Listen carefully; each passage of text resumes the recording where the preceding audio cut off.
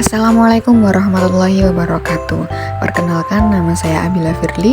Di sini saya akan memaparkan materi tentang kriteria penilaian hasil belajar kurikulum merdeka. Pengertian penilaian hasil belajar kurikulum merdeka, yaitu penilaian hasil belajar kurikulum merdeka adalah sebuah cara atau metode yang dilakukan seorang pendidik kepada peserta didik untuk menilai kemampuan peserta didik, baik dalam hal sikap, keterampilan, dan juga minat bakat peserta didik dalam hal pendidikan sesuai dengan landasan kurikulum merdeka, yaitu Merdeka Belajar. Prinsip penilaian kurikulum merdeka. Yang pertama yaitu asesmen, merupakan bagian terpadu dari proses pembelajaran, fasilitasi pembelajaran, dan penyediaan informasi yang holistik sebagai umpan balik untuk pendidik, peserta didik, dan orang tua agar dapat memandu mereka dalam menentukan strategi pembelajaran selanjutnya.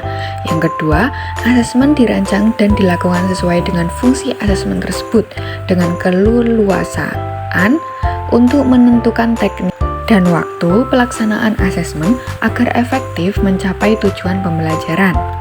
Selanjutnya, asesmen dirancang secara adil, proporsional, valid, dan dapat dipercaya untuk menjelaskan kemajuan belajar, menentukan keputusan tentang langkah, dan sebagai dasar untuk menyusun program pembelajaran yang sesuai selanjutnya.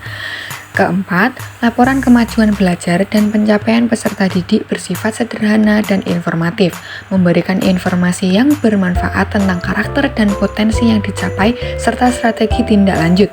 Dan yang kelima, hasil asesmen digunakan oleh peserta didik, pendidik, tenaga kependidikan, dan orang tua sebagai bahan refleksi untuk meningkatkan mutu pembelajaran. Selanjutnya yaitu prosedur penilaian kurikulum merdeka. Pada standar penilaian kurikulum merdeka terdapat prosedur penilaian hasil peserta didik yang meliputi perumusan tujuan penilaian, pemilihan dan pengembangan instrumen penilaian, pelaksanaan penilaian, pengelolaan hasil penilaian.